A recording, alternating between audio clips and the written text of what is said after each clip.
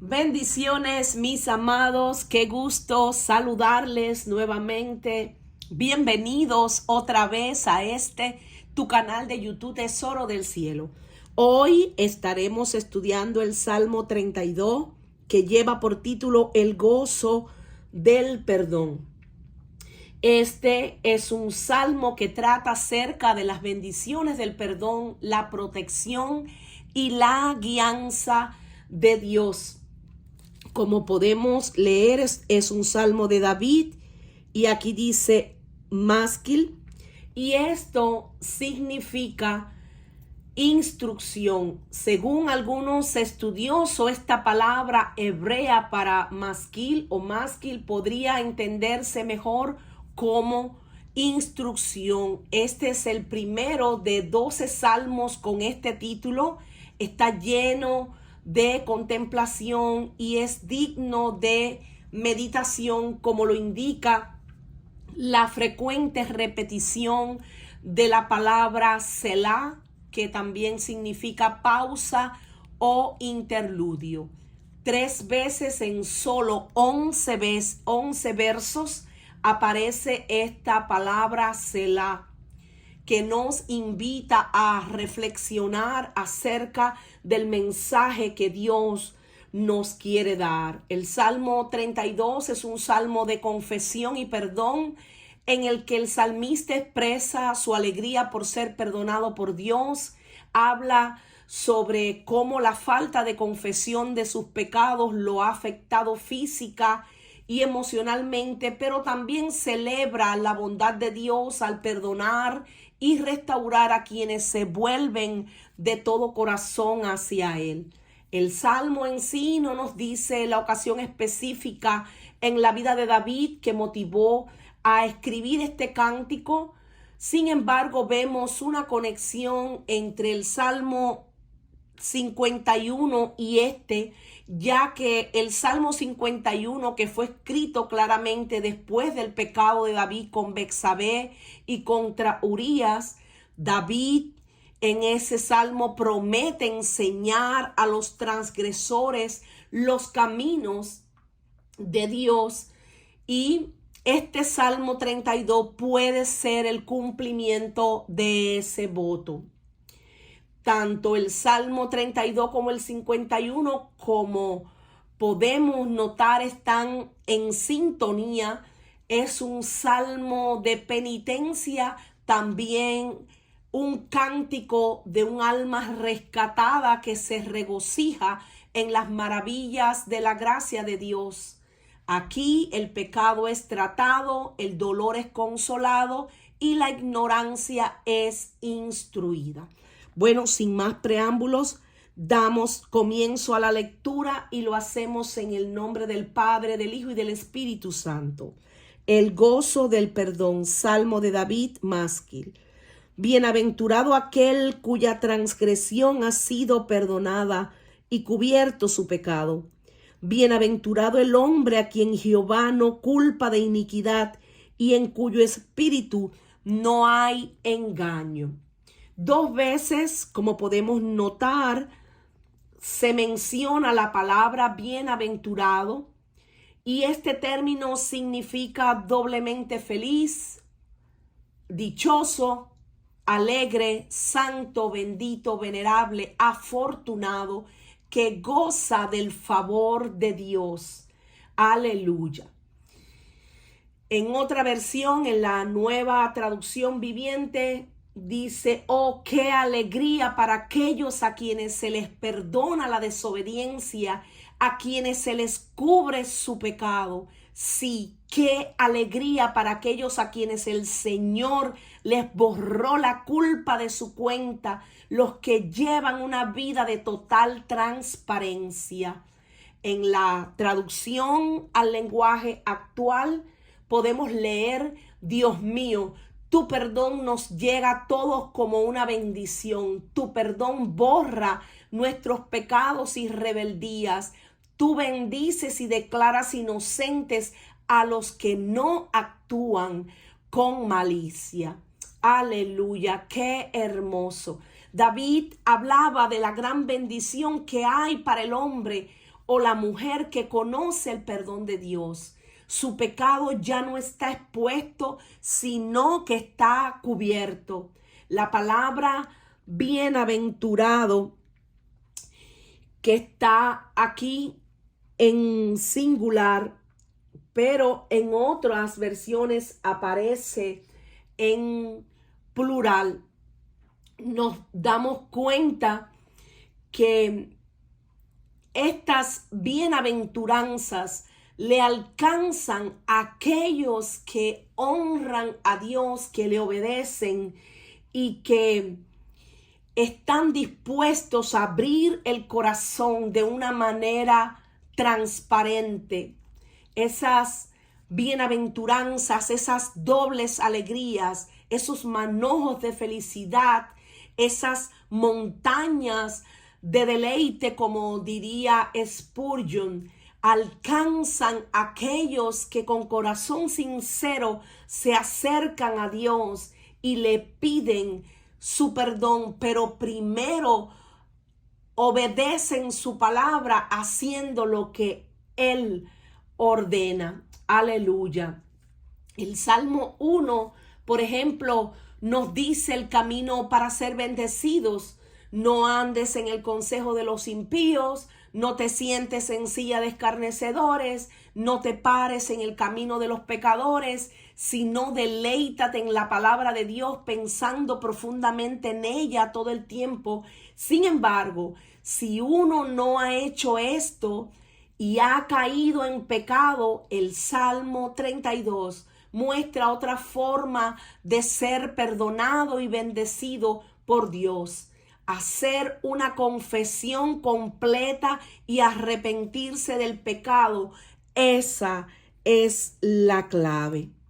Pero cuando analizamos a profundidad, dice, cuya transgresión ha sido perdonada y cubierto su pecado, el hombre a quien Jehová no inculpa o no culpa de iniquidad y en cuyo espíritu no hay engaño. Sabemos que Dios, que es el que escudriña la mente y el corazón, sabe la condición en la que nosotros estamos delante de Él. Es decir, que una persona puede vivir por un tiempo aparentando ser algo, pero delante de Dios somos como un libro abierto. Y esto David lo sabía. Por eso en el Salmo 51 le pedía a Dios: crea en mí, oh Dios, un corazón puro y renueva en mí un espíritu recto. Este versículo es una oración de arrepentimiento y solicita la purificación y la renovación del corazón. David consideraba doblemente feliz las personas que eran perdonadas por Dios, que no se les tenía en cuenta el pecado y que Dios podía, al escudriñar sus corazones, encontrar un corazón limpio, un corazón puro, sincero, transparente, que no está lleno de odio, de maldad, de falta de perdón. Por eso en el Salmo 34, verso 18, dice: cercano está el Señor de aquellos que tienen un corazón roto y salva al contrito de espíritu. Este versículo habla de la bondad de Dios para estar cerca de aquellos que tienen un corazón quebrantado y contrito, el cual Dios nunca rechaza. Un corazón así que está listo para arrepentirse y para buscar el perdón. David tuvo una gran oportunidad de conocer esta bienaventuranza en su propia vida. Este gran hombre de Dios, un hombre conforme al corazón de Dios, tuvo algunas temporadas significativas de pecado y lo que podría llamarse reincidencia o decadencia espiritual. Entre estos se destacan el tiempo en que David estuvo en Siclat y lo podemos encontrar en Primera de Samuel, capítulo 27, también en el capítulo 29 y hasta el 30. El pecado de David también con Betsabé y Urías, que lo encontramos en Segunda de Samuel, capítulo 11.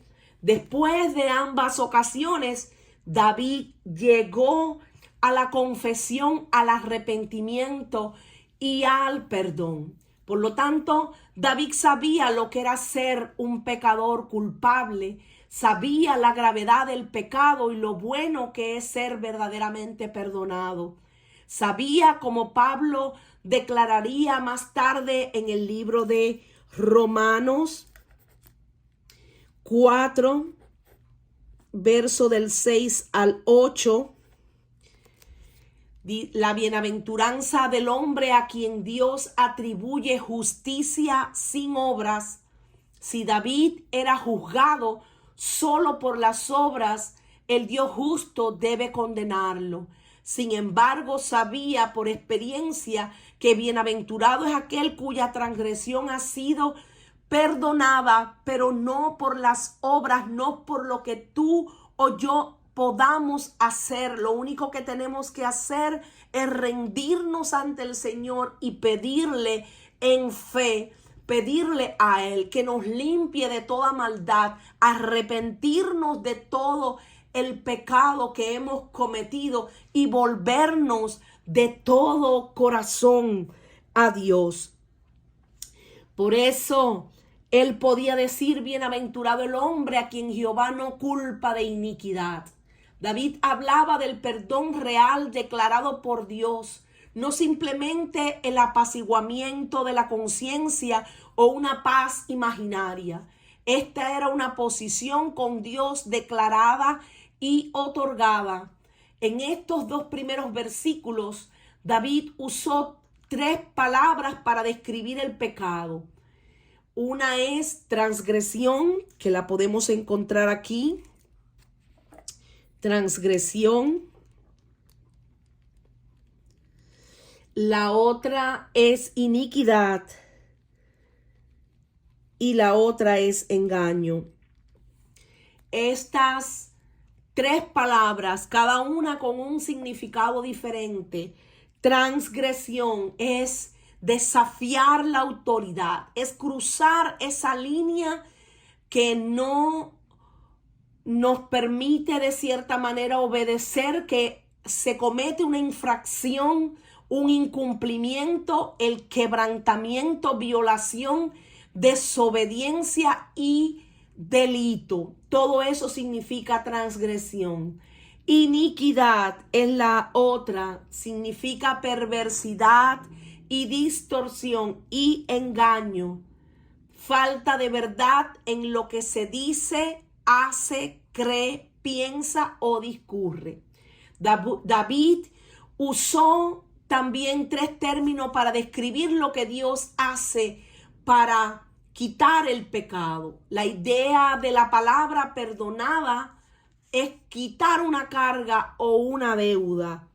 Por eso dice, cuya transgresión ha sido perdonada. Aquí aparece. Esto significa cuya transgresión ha sido eliminada, borrada, cubierta, es decir, limpia. Sabemos porque la Escritura lo dice, si creemos la palabra de Dios, que somos limpios por la sangre de Cristo que quita el pecado, el Cordero sin mancha, el Cordero de Dios que quita el pecado del mundo, como decía el profeta Juan: he aquí el Cordero de Dios, aleluya, aquel que llevó todo el pecado de la humanidad, aquella cruz que murió pero resucitó, vino para darnos vida y vida en abundancia. Por eso, si andamos en luz como Él está en luz, tenemos comunión unos con otros, y dice la Escritura que la sangre de Jesucristo su Hijo nos limpia de todo pecado. Esto podemos encontrarlo en primera de Juan 1:7. La idea de no culpa es declarar inocente, saldada toda deuda, ya que no serán tomados en cuenta las transgresiones, los pecados, aquellos que primeramente hemos aceptado a Jesucristo como nuestro único Dios, Señor y Salvador, que le hemos recibido por fe, aquellos que le amamos, que le obedecemos, que queremos andar en sus caminos, en el camino del Señor, que le honramos, que buscamos siempre su rostro para permanecer en su amor, como dice la Escritura. No es que no vamos a fallar, sino que una vez que podamos errar al blanco, que podamos pecar, sabemos que abogado tenemos a Jesucristo, quien intercede por nosotros. Solamente lo que tenemos que hacer es humillarnos, ir a la presencia de Dios. Aleluya. El salmista declara que el perdón de los pecados de cualquier tipo, ya sea contra Dios o contra el hombre, sean grandes o pequeños, sean conscientes o voluntarios, sean por omisión o por comisión, el único que puede limpiarnos de toda maldad es Dios. Pero tenemos que acercarnos a Él. Tenemos que volvernos de todo corazón a Él. Por eso, en este verso que está acá, en cuyo espíritu no hay engaño, la vida anterior de pecado y doble vida había terminado para David, el pecador arrepentido y perdonado. La vida perdonada no necesita más engaño para cubrir los caminos de uno. Todos deben haber notado en el caso de David que después de haber caído en su vil pecado con Betsabé, dejó de exhibir ese carácter transparente de hablar la verdad que tanto nos había gustado antes. Pero es que de cierta forma todos, como débiles, venimos de una naturaleza pecaminosa. Por eso es que Dios se glorifica en nuestra debilidad. Todos, por cuanto todos hemos pecado, dice la Escritura, por cuanto todos pecaron, todos están destituidos de la gloria de Dios.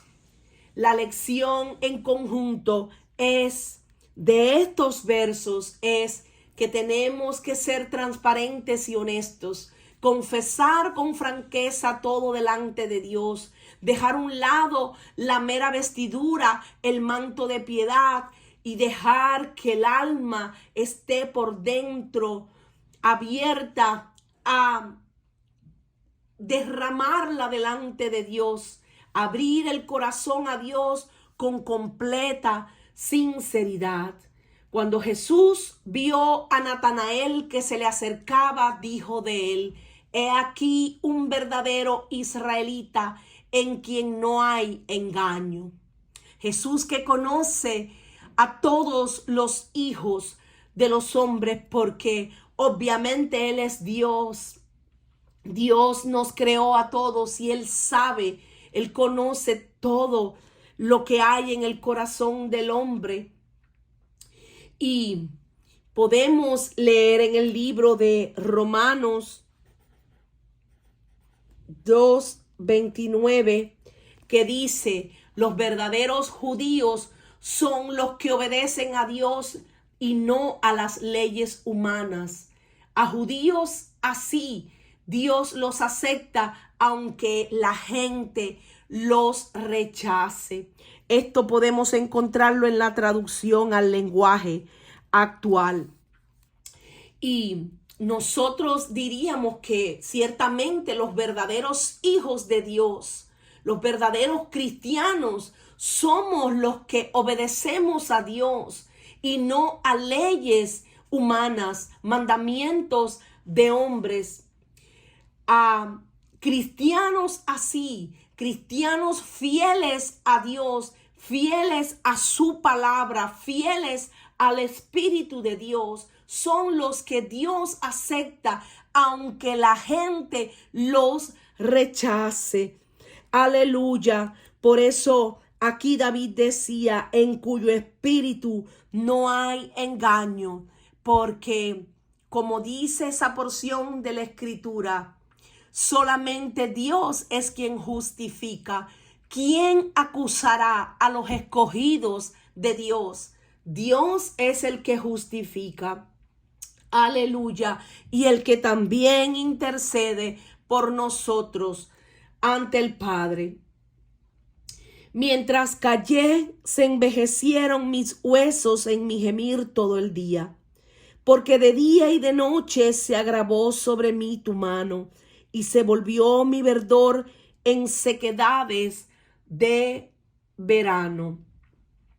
El que cubre sus transgresiones nunca prosperará, pero aquellos que confiesan y dejan el pecado alcanzará la misericordia. Este versículo destaca la importancia de la confesión y el arrepentimiento para recibir el perdón de Dios. Aquí David decía, mientras yo estuve callado, mientras guardé silencio, mientras me negué a confesar mi pecado, mi cuerpo se consumió y gemía todo el día. Día y noche, tu mano de disciplina pesaba sobre mí. Mi fuerza se evaporó como el agua al calor del verano. David se sentía como si estuviera siendo de cierta forma perseguido, pero por Dios, en el sentido como que Dios estaba siempre poniendo su mirada en él para que él cambiara de actitud, para que él se arrepintiera de todo su corazón. Por eso en Isaías 1:18, Isaías 1:18 dice lo siguiente: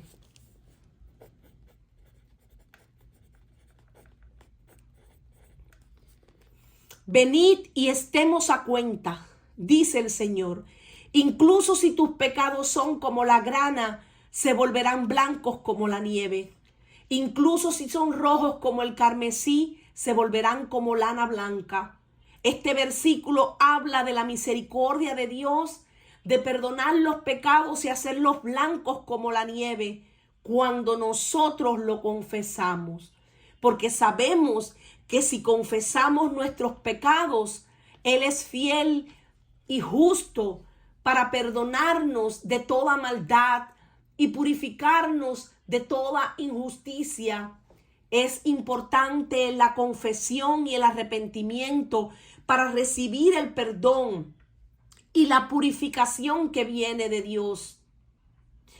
El David que ahora habla desde un punto de vista en el que ya ha sido perdonado, recordaba su estado espiritual y mental cuando mantuvo su pecado oculto, cuando cayó y se mantuvo con esa posición de arrogancia, por decirlo de alguna forma, en lugar de confesar y arrepentirse, él guardó silencio.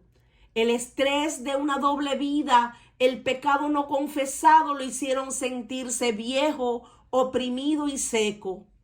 Callé. No solo estuve callado, callé con resolución, perseverancia. Lo callé a pesar de todo, el recuerdo de mis misericordias pasadas, a pesar de mis reproches de conciencia y mi angustia de corazón. Si bien los síntomas de David son una excepción, su terquedad es bastante común, según un estudioso llamado Kirchner. porque de día y de noche se agravó sobre mí tu mano y se volvió mi verdor en sequedad de verano. Sin duda David tardó en reconocer esto. Sin embargo, al mirar hacia atrás, entendió que su miseria estaba directamente relacionada con la opresión del pecado no resuelto y la rebelión contra Dios. La mano de Dios es muy útil cuando levanta, pero es terrible cuando oprime. Es mejor un mundo en el hombro como Atlas que la mano de Dios en el corazón como David, según dice Spurgeon. David parecía sufrir más por el resultado de su pecado, la culpa y la falta de una verdadera comunión con Dios que por el pecado en sí. Por eso tuvo un momento que decir, se volvió mi verdor en sequedades de verano. La sequedad y la miseria de David fueron en realidad algo bueno si analizamos que lo llevó al arrepentimiento. Demostraron que él era de hecho un hijo de Dios y que el pacto de Dios no le permitiría permanecer cómodo en el pecado habitual no confesado. Aquel que no siente desdicha ni sequedad en tal estado tiene muchas más cosas de qué preocuparse para el tiempo y la eternidad. Sequedad sabemos que es sinónimo de desierto. También en la tierra seca no hay agua. Las corrientes de las aguas del Espíritu de Dios no corren libremente en un corazón que permanece insensible, terco, duro ante el pecado. Es la obra del Espíritu de Dios que convence al hombre o a la mujer de Dios de su pecado y dureza de corazón. Es una marca esencial de aquellos que verdaderamente pertenecen a Dios. Perdón. La consideración de esta obra es tan importante que David hizo una pausa para la consideración meditativa. Por eso es que aparece Selah. Selah, que significa pausa, detenimiento para reflexionar en torno a qué estamos haciendo mal, a dar ese giro para volverse de todo corazón a Dios. Aleluya. Tenemos que entender que Dios demanda de nosotros que con corazones genuinos, con corazones sinceros, nosotros podamos volvernos a Él, que lo busquemos a tiempo y fuera de tiempo. Por eso en el verso 5 dice, mi pecado te declaré y no encubrí mi iniquidad. Dije, confesaré mis transgresiones a Jehová, y tú perdonaste la maldad de mi pecado. Aquí hay una condición. Como él declaró su pecado, como él abrió el corazón a Dios, como él no encubrió su iniquidad, su maldad, como él reconoció en que había fallado, como él confesó sus transgresiones a Dios. Miren cómo él mismo reflexionó, él mismo se volvió a Dios y se humilló. Y lo que sucede después es que Dios perdonó su maldad. Dios perdonó su pecado. Eso es precisamente lo que Dios demanda de nosotros. Y viene acá otro Selah. Aquí aparece otro Selah. Voy a correr un poco la cámara para que quede más al centro. Ahí aparece otro Selah. El primer problema de David fue el pecado que cometió. En este contexto, probablemente la inmoralidad con Betsabé y el asesinato de su esposo para cubrir la inmoralidad. El segundo problema de David fue la doble vida que vivió para ocultar esos pecados. Fue solo cuando David estuvo listo para arrepentirse y terminar con el segundo problema que Dios perdonó amablemente. Dios siempre nos va a perdonar cuando nosotros venimos a Él, pero abrimos nuestro corazón con toda sinceridad. Sabemos que probablemente cuando David escribió este Salmo 32, todavía no había ni siquiera conocido a Betsabé, pero traigo a la memoria ese pasaje porque es el pasaje que nos deja muy claro de cómo mientras él encubrió el pecado, ¿qué fue lo que le generó más pecado? En el momento en que él decide tomar a Betsabé y encubrir la relación, ella queda también embarazada.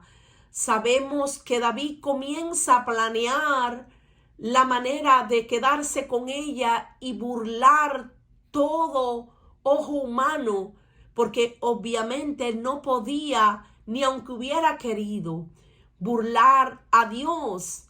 Nadie puede burlarse de Dios. Él planeó todo y pensó de una manera en que de lo que estaba haciendo iba a quedar ileso, pero todos sabemos que al final todo salió a la luz, porque no hay nada oculto que no sea al final descubierto.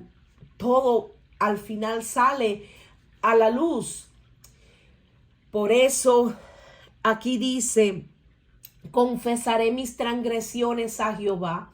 El perdón estaba listo y esperando a David, mientras él estaba de acuerdo con Dios acerca de la naturaleza y la culpa de su pecado.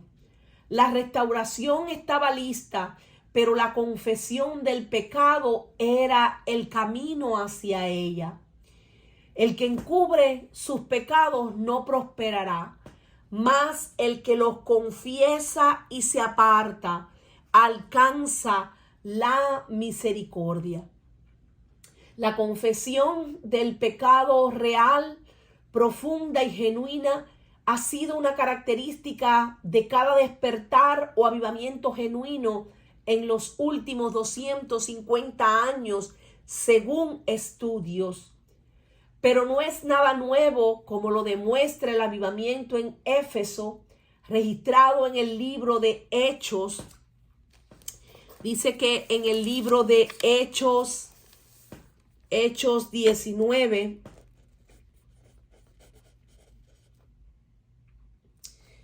Hechos 19, verso 17 hasta el 20, muchos de los que habían creído venían confesando y dando cuenta de sus hechos. Los cristianos estaban arreglando las cosas con Dios y esa confesión abierta era parte de ello. Aleluya. Y es que Dios se va a glorificar en tu vida y en nuestra vida cuando venimos a Él.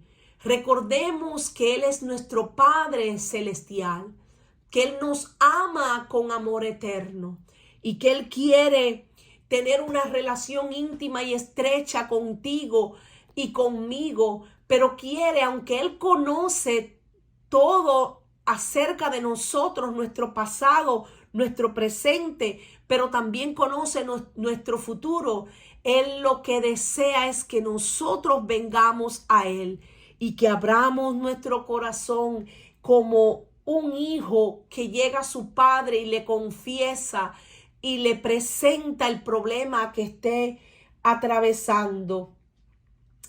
Muchas veces confiesan, pero sin corazones de verdad arrepentidos, y realmente estas confesiones que son hechas por corazones que no se han realmente humillado, que son corazones que de cierta forma están endurecidos, que no brotan de espíritus realmente contritos, eso realmente Dios no lo recibe. Es como si esas personas pretenden de cierta manera burlar a Dios, pero Dios, como bien les decía, no puede ser burlado. David reconoció su pecado y después pudo vivir en su propia experiencia cómo Dios perdonó la maldad de su pecado. David recibió el perdón y también se restauró su comunión con Dios. David confesó y experimentó este perdón de inmediato, así como el hijo pródigo confesó y fue perdonado de inmediato. No hubo libertad condicional ni periodo de espera.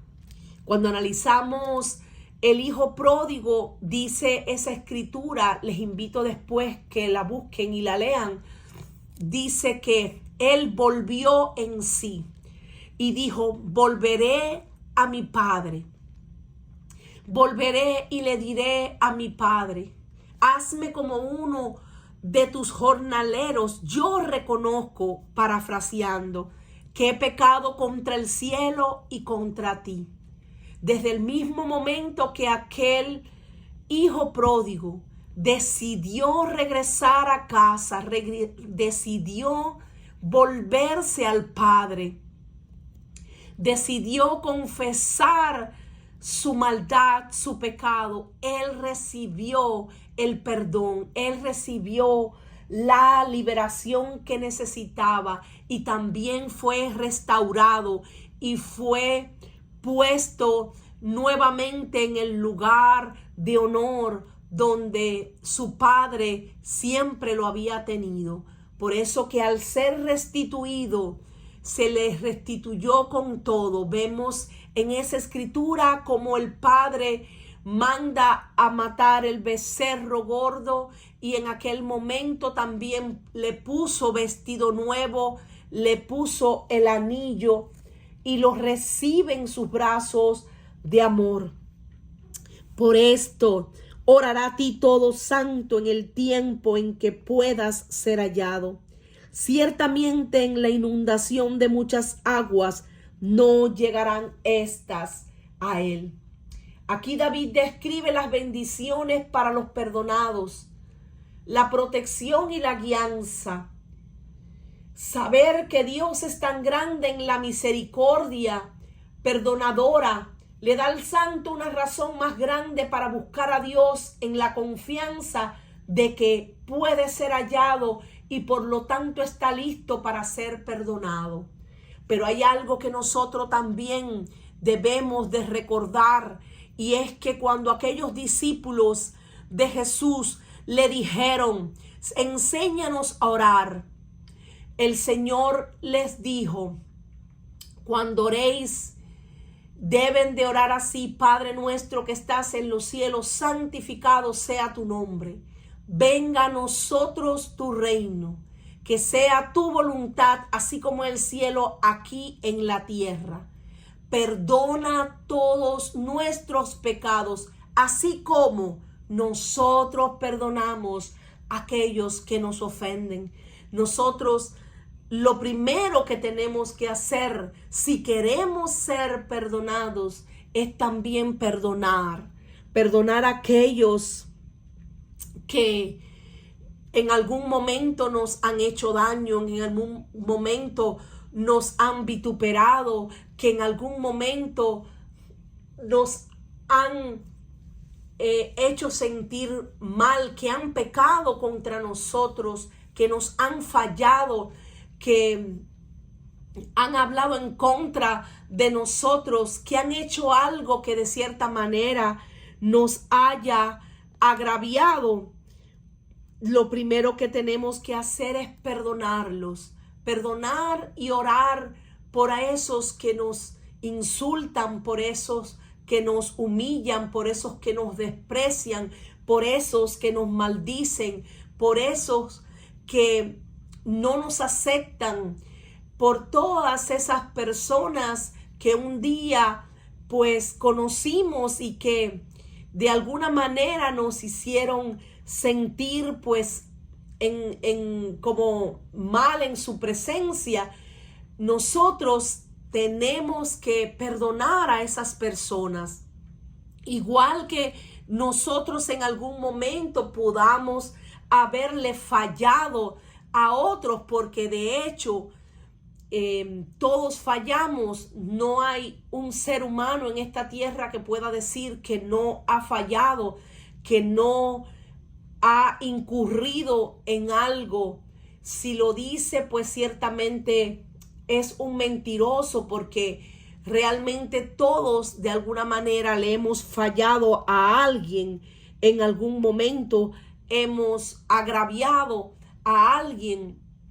Por esa razón también debemos de pedir perdón o disculpas a esas personas a las que de cierta manera hayamos le hayamos fallado o hayamos pecado contra esas personas. Y David decía que ciertamente en la inundación de las muchas aguas no llegarán estas a él, porque es que sabía lo que era estar abrumado, sumido en la culpa, en la miseria del pecado, y que Dios podía librarnos de esa crisis, y no solamente de esa crisis, sino de otras, de todas, como vemos en la escritura en Génesis 7, verso 18, vemos que a causa del pecado vino un diluvio sobre la tierra.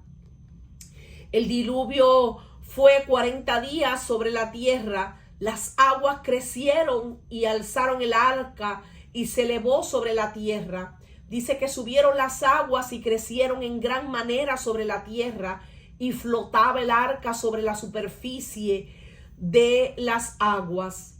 Todos aquellos que no quisieron arrepentirse perecieron en aquellas aguas del diluvio.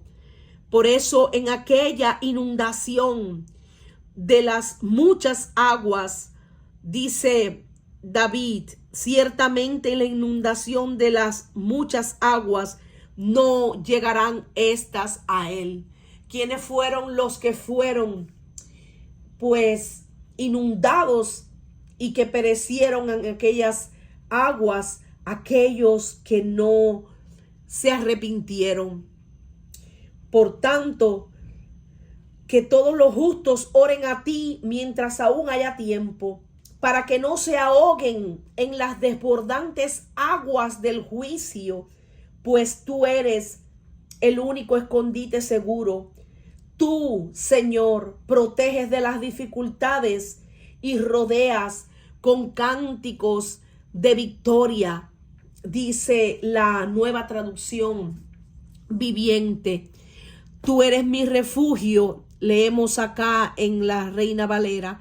Me guardarás de la angustia con cánticos de liberación. Tú me rodearás.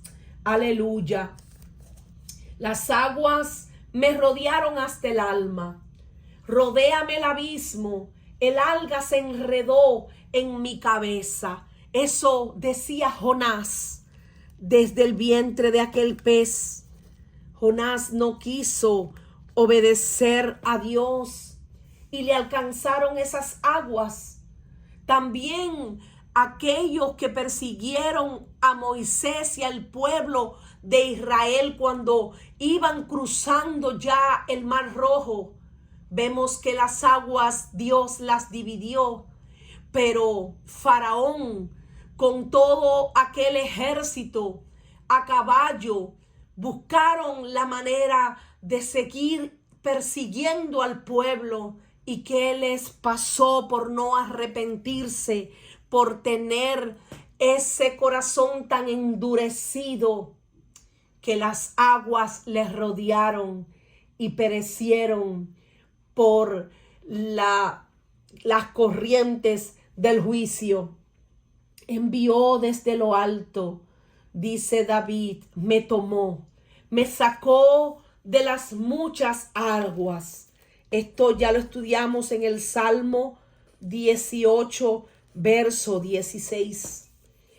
Y me encanta esa escritura que aparece en Isaías 43, verso 2, que dice, cuando pases por las aguas, yo estaré contigo. Y si por los ríos, no te anegarán. Cuando pases por el fuego, no te quemarás, ni la llama arderá en ti. Aleluya, aleluya, porque ciertamente Dios muchas veces deja que esa agua nos inunde, deja que la tormenta impacte sobre nuestros corazones, que el desierto llegue a nuestras vidas, pero solamente es con un propósito, que corramos a sus brazos de amor. Ciertamente sus misericordias se renuevan cada mañana. Y nuestro Padre Celestial no quiere que nadie perezca, sino que todos procedan al arrepentimiento genuino. David podía decir, tú eres mi refugio. Me guardarás de la angustia, con cánticos de liberación me rodearás. ¿Cuántas veces no hemos sentido esos cánticos con los que Dios nos rodea? Dios nos rodea con sus cánticos, y cada cántico que viene a nuestra mente, cántico de Dios, viene con un mensaje. Ese mensaje es para que nos volvamos a Él, o es para decirnos realmente cómo estamos delante de Él, cómo va nuestro camino delante de Él. Muchas veces Dios nos rodea con sus cánticos y nos saca de la desesperación, de la duda, de la angustia, de la depresión, de la incertidumbre, de todo tipo de situaciones como es la soledad. Por poner ejemplos, solamente le estoy poniendo ejemplos. David se glorió en la protección que ahora sentía como hijo, en comunión con Dios y bajo su cuidado. Dios mismo era su refugio, su único refugio seguro. David encontraba seguridad rodeado de los propios cánticos de liberación de Dios, cantados con el gozo y la confianza de la victoria. Dios nos rodea con sus cánticos. De esa manera nos libera, nos alienta, nos guía, nos consuela, nos levanta, nos redime. Por eso me encanta este versículo que aparece en Sofonías 3:17. Jehová está en medio de ti, poderoso. Él salvará, se gozará sobre ti con alegría, callará de amor, se regocijará sobre ti con cánticos de liberación. Me rodearás. Aleluya. Aleluya. Tú guardarás en completa paz aquel cuyo pensamiento en ti persevera, Señor, porque en ti ha confiado. Y vuelve otro Selah. La idea de Dios como nuestro refugio también está asociada con la idea de encontrar refugio en la casa del Señor, en su propia presencia. Esto está indicado por el uso de la misma fraseología hebrea en los dos salmos anteriores. Porque Él me esconderá en su tabernáculo en el día del mal. Me ocultará en lo reservado de su morada. Aleluya. Eso dice el Salmo 27, verso 5. Y también en el Salmo 31, verso 20, dice, en lo secreto de tu presencia los esconderás. Ciertamente Dios nos esconderá. Estamos escondidos ya. En la palma de su mano Él nos tiene esculpidos. Aleluya. ¿Quién podrá arrebatarnos de sus manos? Nadie puede separarnos de su amor. Por eso me gusta este verso que viene: te haré entender y te enseñaré el camino en que debes andar. Sobre ti fijaré mis ojos. Aquí Dios ya le está hablando a David.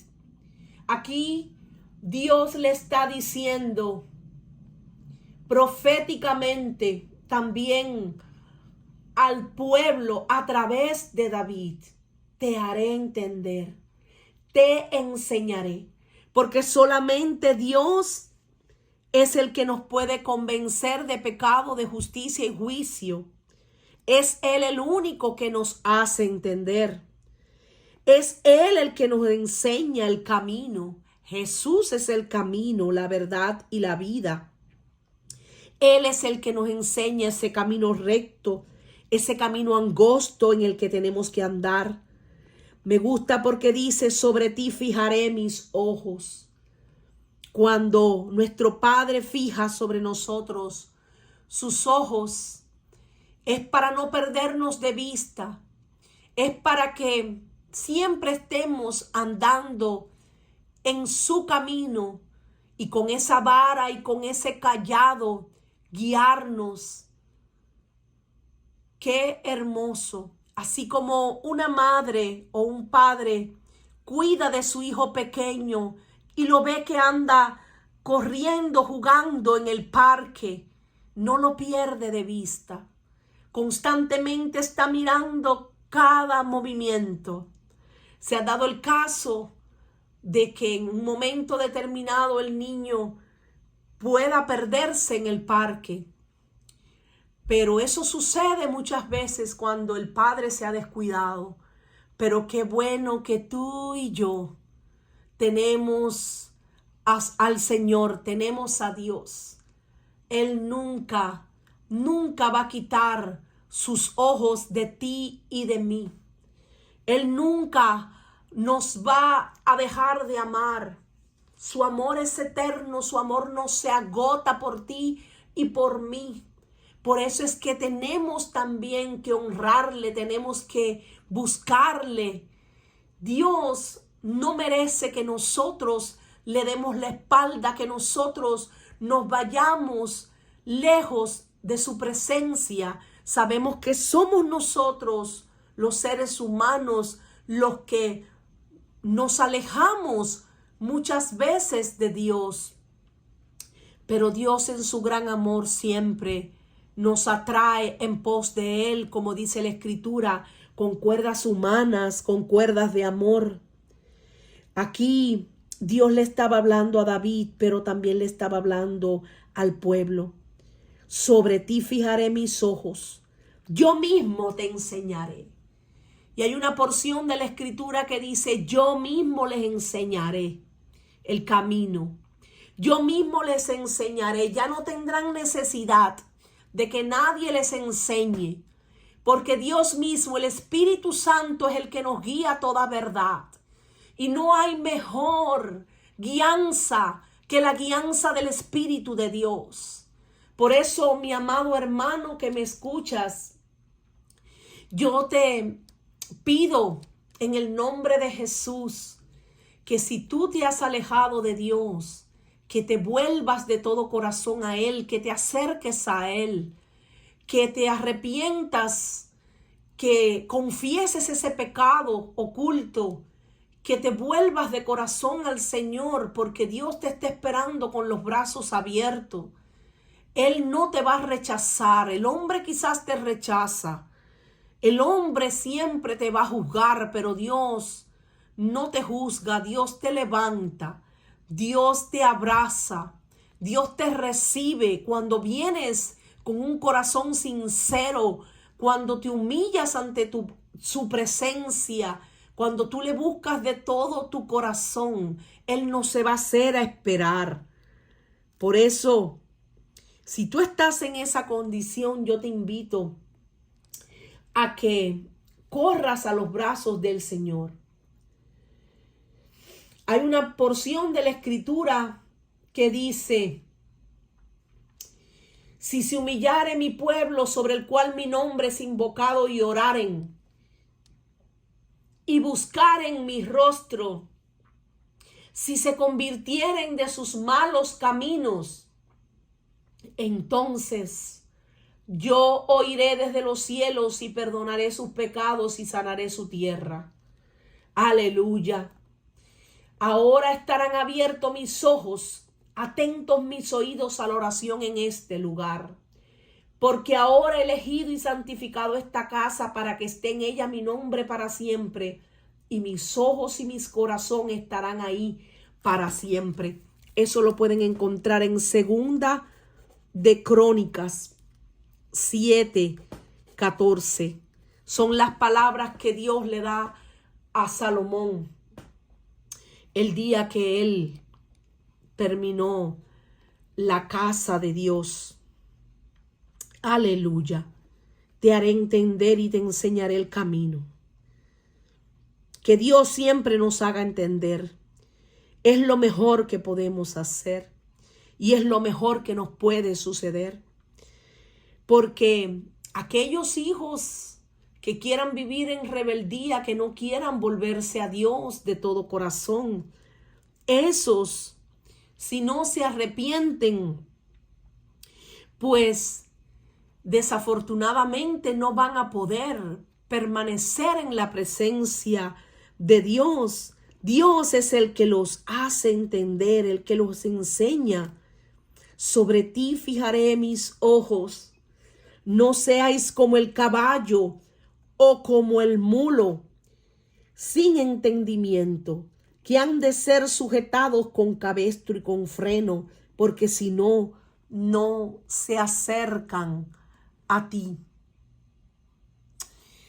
Aquí hay una metáfora, pero también hay un símil, porque Dios está aconsejando a que no podemos ser como estas bestias de carga, como estos animales irracionales que no tienen discernimiento, que no tienen entendimiento, que para que obedezcan tienen que ser sujetados con cabestro y con freno. El cabestro sabemos que es lo que se le pone al caballo en la cabeza para ser dirigido por las bridas, y el freno es también eso mismo que se le pone en la boca para que cuando el jinete lo lleva, pues él pueda parar. Es de la única forma, porque si un jinete se monta en un caballo que no tenga freno ni tenga cabestro, pues ¿qué sucede? Que ese caballo puede irse desbocado y no parar, y el jinete en ese momento puede perder hasta la vida si el caballo se sale desenfrenado. Esto es algo tremendo. Y esta comparación también es un consejo, que no podemos ser como el caballo, ni como el mulo. No podemos ser como el caballo. No seamos como el mulo o el caballo que no tienen entendimiento, que necesitan un freno y una brida para mantenerse controlados. Qué tremendo cuando lo leemos en otras versiones. Vamos a leer que dice la Nueva Versión Internacional. Dice: no seas como el mulo o el caballo que no tienen discernimiento y cuyo brío hay que domar con brida y freno para acercarlos a ti. Es decir, que tienen que estar amarrados, tienen que estar constantemente siendo dirigidos con esas cuerdas para poder obedecer, con ese cabestro para que no se desvíen ni a derecha ni a izquierda. Qué tremendo. Muchos traductores modernos expresan el sentido como simplemente Dios cuidando al creyente, lo cual es cierto. Sin embargo, dado en el contexto de las siguientes líneas, se refiere a la guía de Dios, a nuestra capacidad de respuesta al Señor. Nosotros sabemos que cuando Dios nos dice: te haré entender, te haré saber, te enseñaré el camino que debes andar, te aconsejaré con mis ojos puestos en ti, como diciendo: no te voy a quitar ni pie ni pisada. No seas como el caballo, como el mulo sin entendimiento. Estos ejemplos de estos animales que no son fáciles de guiar si no tienen esas cuerdas. Ellos necesitan ser sujetados con ese cabestro, con ese freno. Y hasta muchas veces necesitan un entrenamiento riguroso para que puedan ser útiles al amo. El caballo y el mulo se vuelven con dificultad, deben estar restringidos. Por eso Dios no quiere que nosotros andemos en su camino por una obligación, ni que tengamos que estar siendo continuamente afligidos en pruebas, en aflicciones, en severas dispensaciones de la providencia para mantener en el camino y para que nosotros podamos obedecer. Dios no quiere eso de que tengamos que ser constantemente sometidos a una disciplina rigurosa. No, Dios quiere que nosotros obedezcamos, que nosotros seamos dóciles, que no haya rebeldía, que no haya desobediencia. Lo mejor que se puede hacer es obedecer a Dios. Eso es lo mejor que siempre podemos hacer y que debemos hacer. Dice verso 10: muchos dolores habrá para el impío, mas el que espera en Jehová les rodea la misericordia. Aquí hay un contraste entre el justo y el injusto, entre el malvado y el santo, porque muchos dolores habrá para el impío, para aquel que hace maldad, para aquel que no obedece a Dios. Pero el que espera en Jehová, el que obedece a Dios, le rodea la misericordia. El que se vuelve de todo corazón a Dios, le rodea la misericordia, la gracia. En este último verso vemos que David exhorta a alegrarse en Dios, a gozarse en él. Hace una exhortación al pueblo. Alegraos en Jehová y gozaos justos. Gózate delante del Señor, como dice ese canto. Gozarse en el Señor, regocijarse en el Señor. Cantar con júbilo todos vosotros los rectos de corazón. Porque este salmo nos da razones repetidas y convincentes para que nos alegremos, nos gocemos, cantemos con júbilo a Dios. Este es un salmo que termina apropiadamente con un llamado al pueblo a recordar que ciertamente somos bienaventurados porque Dios nos ha perdonado, no nos ha pagado conforme a nuestras iniquidades. Sabemos que cuando vamos a su presencia, como dice esa escritura, entrad confiadamente al trono de la gracia para hallar gracia y ese oportuno socorro, para hallar esa misericordia. Aleluya. Dios nos redime de toda culpa. Dios nos libera de toda hipocresía, de el estrés de tener una doble vida. Dios nos redime cuando nosotros vamos a su presencia y abrimos nuestro corazón a Él y le confesamos y le decimos lo que realmente somos, sin máscaras, sin ningún engaño, sin ninguna apariencia, tal y como somos. Este verso número 11, el 10 y el 11, dice en la Nueva Traducción Viviente: muchos son los dolores de los malvados, pero el amor inagotable rodea a los que confían en el Señor. Así que alégrense en el Señor y estén contentos, ustedes los que lo obedecen. Griten de alegría ustedes los de corazón puro, porque sabemos que solamente los que tengamos un corazón puro y sincero para con Dios, somos los que veremos a Dios. Aleluya. Muchos dolores habrá para el impío, pero el que confía en el Señor, la misericordia los rodeará. Por eso mi consejo para hoy, amado hermano, alégrate en el Señor, regocíjate, da voces de júbilo. Búscale a Él de todo tu corazón. Vive una vida comprometida y rendida a Él. Solo así podrás tener su paz y su favor en todo tiempo y en todo momento.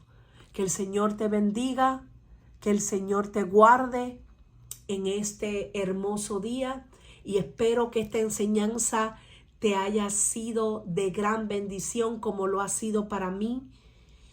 Te pido que la compartas con tus amigos, con tus hermanos y que sobre todas las cosas reflexiones en esta hermosa enseñanza que Dios nos ha dado hoy.